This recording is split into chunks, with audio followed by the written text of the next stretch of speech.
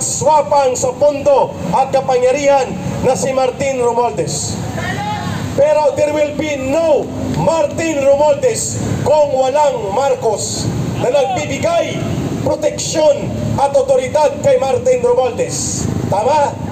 Si Marcos nagpromesa pa na bibigyan daw niya ng increase ang base pay ng mga pulis, sundalo at iba pang uniform personnel. Pero walang pera na panggagalingan sapagkat uutang pa siya ng magkano? 1.6 trillion pesos. Doon pa ang panunuhol niya kukunin sa pangungutang niya at ang magbabayad taong bayan. Ang order ng Korte Suprema na ibalik ang 60 billion na kinamkam nila mula sa PhilHealth, ang magbabayad taong bayan. Putang ina, ang taong bayan ba ang nagnakaw sa 60 billion? Hindi! Pero bakit tayo magbabayad? Katarantaduhan, kalukuhan, kainutilan, kapulukan ng isang gobyernong sindikato.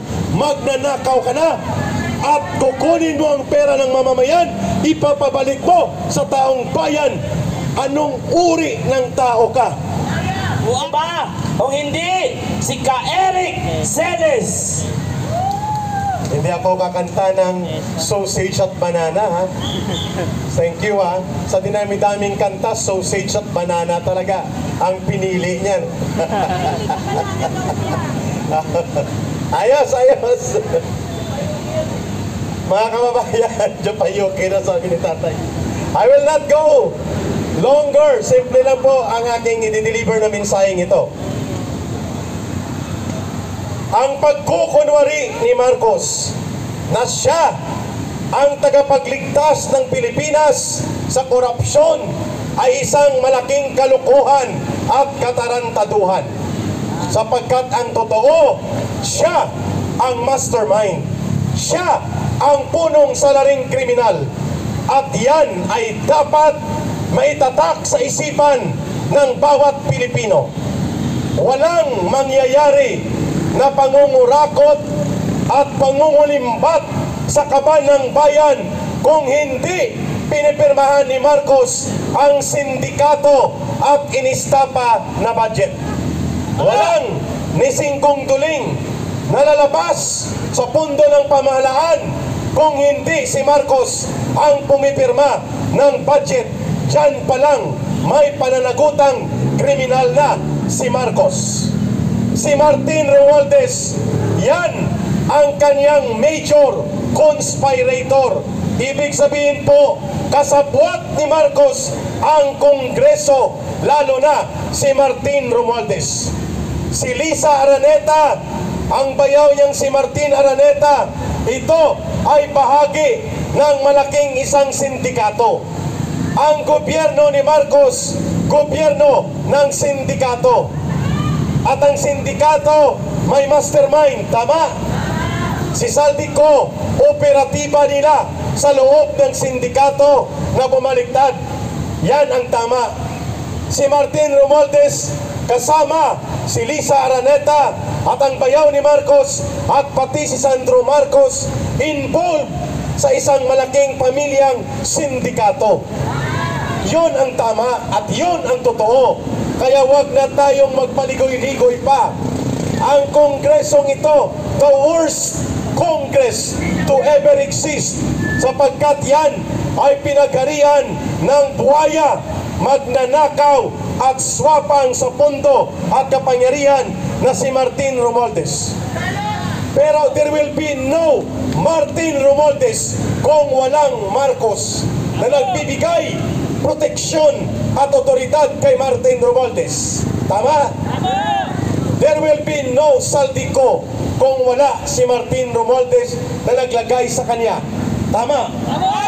At kahit anong diskarte ni Lisa Araneta at ng bayaw ni Marcos sa customs na kulang na lang, pati tamtax at mga pako ay gawing sindikato sa smuggling, sibuyas, asukal, bigas, karne ng baboy, karne ng manok, bawang, sili, kulang na lang tamtax at pako ay gawing sindikato ng pamilya ni Marcos. Si Lisa Araneta, ang kanyang asawa ni Marcos, ang kanyang anak at ang kanyang bayaw na si Martin Araneta, wala ito kung wala ang otoridad ni Marcos. Kaya dapat ang sisingilin at uunahin na palalayasin sa poder upang pati ang mga sindikato na kasama niya like si Martin Romualdez, si Marcos mismo ang dapat mawala sapagkat siya ang nagbibigay ng kapangyarihan at otoridad para lumaganap at manatili ang sindikato sa gobyernong ito. Sa panghuli, ito na lang ang ibibigay ko. Habang nagsasalita tayo dito at naninindigan ang malubhang korupsyon at pagnanakaw sa gobyerno, nagdudulot ng mahigit 15 million families. Take note, 15 million families ang nagugutom araw-araw. And that is around 75 million Filipinos ang hindi makakain 3 beses sa isang araw. Pero ang tarantado at sindikato ng gobyerno nagpapasasa sa pera at sa lapi mula sa dugo at pawis ng mamamayan. Kaya tama lang tawagin silang mga kriminal at dapat silang managot sa taong bayan. Maliban sa mahigit 15 million mga pamilyang Pilipino na nagugutom araw-araw, mayroon po tayong mahigit 4.2 million na mga Pilipino ang nawalan ng trabaho ngayong last quarter lamang. My goodness, 4.2 million times 5, that's around 20 million na mga Pilipinong pamilya ang walang trabaho. Ang kanilang mga kamag-anak at sila ay tinatawag na mga sangkahig, sangtuka, mga kababayan. Yan ang katotohanan. At ngayon, si Marcos nagpromesa pa na bibigyan daw niya ng increase ang base pay ng mga pulis, sundalo at iba pang uniform personnel. Pero walang pera na panggagalingan sapagkat uutang pa siya ng magkano? 1.6 trillion pesos. Doon pa ang panunuhol niya kukunin sa pangungutang niya at ang magbabayad taong bayan. Ang order ng Korte Suprema na ibalik ang 60 billion na kinamkam nila mula sa PhilHealth, ang magbabayad taong bayan. Putang ina, ang taong bayan ba ang nagnakaw sa 60 billion? Hindi! Pero bakit tayo magbabayad? Katarantatuhan, kalukuhan, kainutilan, kapulukan ng isang gobyernong sindikato. Magnanakaw ka na at kukunin mo ang pera ng mamamayan, ipapabalik mo sa taong bayan. Anong uri ng tao ka? Buaya! Ayun, Salot! kaya ang tawag sa kanya, si Marcos ang salot sa kasalot-salutan sa lipunang Pilipino. Tama! Pinakasalot na naganap sa ating bayan. Yan ang totoo at yan ang tamang pananaw natin. Kaya ang paniningil at pagbabayad sa kanila manggagaling sa taong bayan. At sa panghuli, hindi komo tayo ay maliit ang bilang, hindi naririnig ng taong bayan ang ating mga paninindigan at hinanaing. Ang social media, nandyan kayo. You multiply yung ating mensaheng ito at nakakaabot ito sa buong daigdig. Walang people power na naganap overnight. Ang people power pinagsusumikapan, pinagtsatsagaan at pinupundar at pinapanday. Yun ang ginagawa natin. Bakit tayo nandito? Nagpupundar, nagpapanday at pinubuo natin ang totoong people power. At yan ay magaganap. Hindi pa ito tapos na pagtitipon.